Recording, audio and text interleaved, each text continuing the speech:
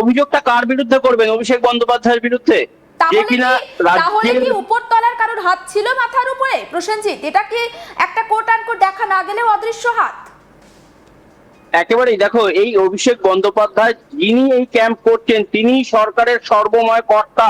মমতা বন্দ্যোপাধ্যায় মুখ্যমন্ত্রী হলেও কার্যত সরকার পরিচালনা থেকে শুরু করে তৃণমূল কংগ্রেসের দলটা পরিচালনার একটা সিংহভাগ ক্ষমতাই কিন্তু অভিষেক বন্দ্যোপাধ্যায়ের হাতে ছিল। ফলে অভিষেক বন্দ্যোপাধ্যায়ের বিরুদ্ধে সাধারণ মানুষ কেন, কোনো আধিকারিকদেরও কিন্তু যাওয়ার কোন রকম উপায় ছিল না, কারণ সেই ক্ষমতা সেই যে অভিযোগ করার যে সৎ সাহস সেটা কিন্তু কার্যত ছিল না। কারণ কেউ অভিযোগ করতে গেলে তাকে হয়তো গুম করে দেওয়া হতে পারে, তার বিরুদ্ধে বিভিন্ন আইনি জটিলতায় বিভিন্ন রকম মামলায় তাকে ফাঁসিয়ে দেওয়া হতে পারে, এই সমস্ত ভয় তো ছিল। সেই কারণেই সাধারণ মানুষ কিন্তু তখন মুখ খোলেনি, তবে এখন মুখ খুলছেন তারা। তার কারণ এই অভিষেক বন্দ্যোপাধ্যায় বা তৃণমূল কংগ্রেস গোটা দলটাই কার্যত এখন শেষ পর্যায়ে চলে গেছে। সাধারণ মানুষজন মুখ খুলতে শুরু করেছে, তাদের সময়কার যে দুর্নীতি, সেই দুর্নীতিগুলো কিন্তু একে একে প্রকাশ পাচ্ছে সমস্ত জায়গাতেই। যদি তুমি দেখো রাজ্য জুড়ে বিভিন্ন প্রান্তে কিন্তু তৃণমূলের যে দুর্নীতি সেটা কিন্তু ঘটা করে প্রকাশ করা হচ্ছে এখন। তার কারণ একটা সময় মানুষ এই তৃণমূল নেতাদের ভয়েই কিন্তু কোনো কথা বলতে পারেনি। আর এই সেবাশ্রয় ক্যাম্পের কথা যেটা বলছো তুমি, বহু মানুষ, হাজার হাজার মানুষকে আমরা দেখেছি এই সেবাশ্রয় ক্যাম্পে এসে পরিষেবা নিতে।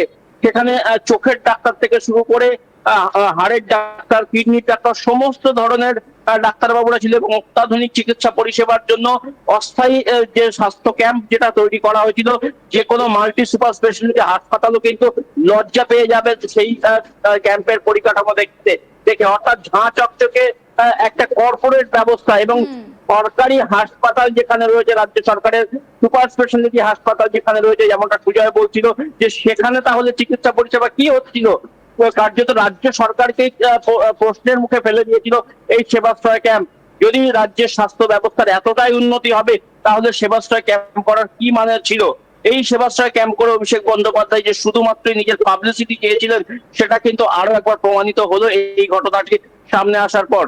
শুধু তাই নয়, এই সেবাশ্রয় ক্যাম্পে যে সমস্ত প্রেসক্রিপশন করা হয়েছে, যেভাবে অন্য জায়গায় স্থানান্তর করা হয়েছে রোগীদের, সেটাও কিন্তু যথেষ্ট নিয়ম বহির্ভূত। তেমনটাও কিন্তু অভিযোগ করছেন এই অভিজিৎ দাস বলে যিনি বিজেপি নেতা, এই বিষয়টি প্রকাশ্যে এনেছেন তিনি কিন্তু আরো দাবি করছেন যে এই গোটা ঘটনাকে কেন্দ্র করে অভিষেক বন্দ্যোপাধ্যায় কোটি কোটি টাকার দুর্নীতি করেছে। তার কারণ একজন সাংসদ তিনি কত থামাচ্ছি, এই সেবাশ্রয় ক্যাম্পে যে সমস্ত ডাক্তারবাবুরা আসতেন তাদের সঙ্গে কি কোনোভাবে কোনোদিনও তোমার কথা হয়েছে?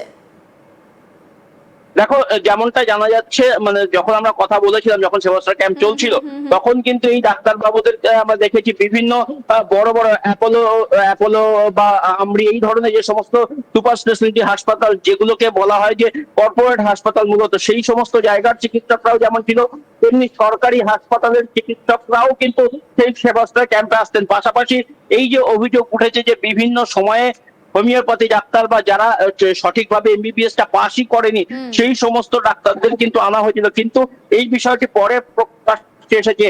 যখন ক্যাম্প চলছিল তখন কিন্তু এই বিষয়টি প্রকাশ্যে আসেনি। তার কারণ এতটাই গোপনীয়তা বজায় করা হয়েছিল, এতটাই মিডিয়ার ওপরে সেখানে একটা লাইন টেনে দেওয়া হয়েছিল যে এর বাইরে প্রশ্ন করা যাবে না। তার কারণ আমরা জানি অভিষেক বন্দ্যোপাধ্যায় যখন ক্ষমতায় ছিলেন, সাংবাদিকদেরও সেখানে একটা প্রোটোকল বেঁধে দেওয়া হতো যে এর বাইরে তারা প্রশ্ন করতে পারবে না।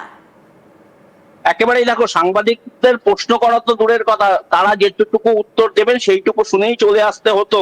কার্যত কোথাও গিয়ে একটা লক্ষণ রেখা কেটে দেওয়া হয়েছিল যে তার বাইরে কেউ যেতে পারবেন না।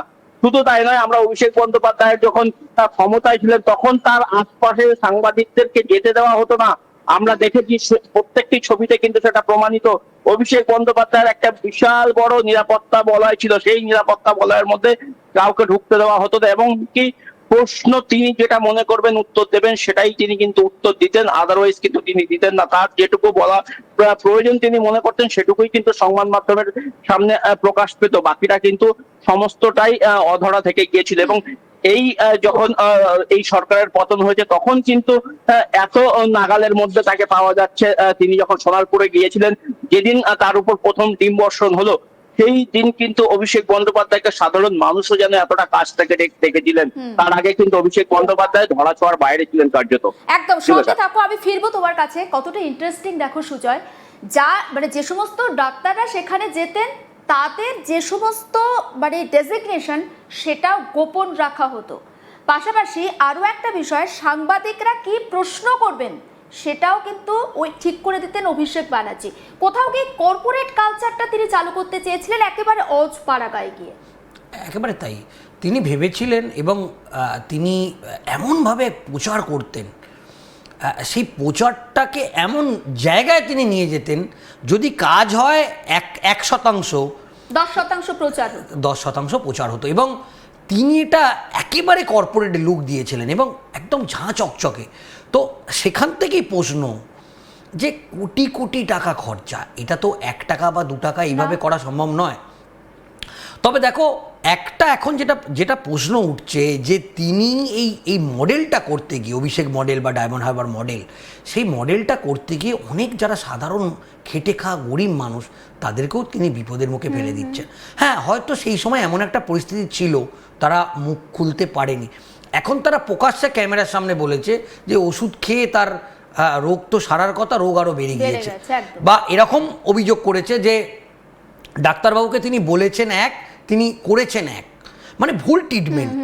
এটা তো মারাত্মক বিষয়।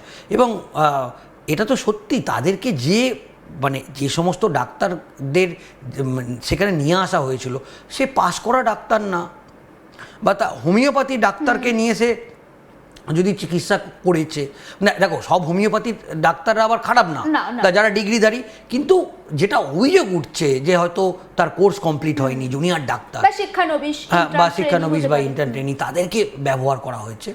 কিন্তু একটা ব্যাপার, তিনি যে মডেলটা বলতে চেয়েছিলেন যে গোটা রাজ্যের মানুষের কাছে এটা একটা মডেল এক্সাম্পল হিসেবে তুলে ধরেছিলেন, কিন্তু তার এই মডেলের পিছন দিকে আমরা এখন যেটা জানতে পাচ্ছি এবং যেটা যত সময় গড়াবে এই আরও বিষয় উঠে আসবে, তো এটা কিন্তু আগামী দিনে একটা তৃণমূল কংগ্রেসের কাছে অত্যন্ত একটা অস্বস্তির বিষয়। এবং ইতিমধ্যে অভিষেক বন্দ্যোপাধ্যায়ের বিরুদ্ধে একাধিক এফআইআর, একটা না একাধিক এফআইআর হতে শুরু করেছে। তো সেক্ষেত্রে এরপর পুলিশ যখন ধাপে ধাপে তদন্ত করবে এবং তারপর সেই বিষয়গুলো আরও সামনে আসবে। একদম তাই।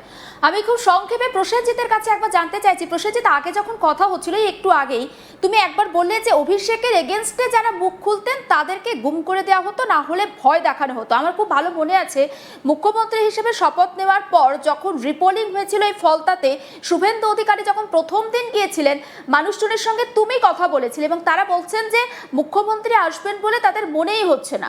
কিন্তু অভিষেক ব্যানার্জি যখন এলাকায় আসতেন একেবারে 2 থেকে 3 দিন রাস্তা দিয়ে তারা যাতায়াত করতেই পারতেন না। ভীষণ ভালোভাবে সেই বক্তব্যগুলো আমার মনে আছে। এখন প্রশ্ন হচ্ছে, এই আমজনতাকে হুমকি দিতেন কারা? ওই কোট আনকোট পুষ্পা, জাহাঙ্গীর খানের মতো লোকেরা, নাকি আরো বড় জাহাঙ্গীর খান বা আরো বড় মাথা এখনো ফলতাতে রয়ে গিয়েছে? দেখো, ফলতাতে বা অন্যান্য জায়গাতে যে বড় মাথাটা ছিল মূলত এই জাহাঙ্গীর খান, তিনি অভিষেক বন্দ্যোপাধ্যায়ের সরাসরি অর্ডার ফলো করতেন। তিনি নিজে তার নিচু তলায় যে সমস্ত নেতারা ছিল, যেমন সেই এলাকার যিনি পঞ্চায়েত প্রধান, যিনি কয়েকদিন আগে গ্রেপ্তার হয়েছেন, এই ধরনের যারা নেতৃত্বরা ছিলেন তাদেরকে দিয়ে কিন্তু এই সমস্ত কাজগুলো করাতেন।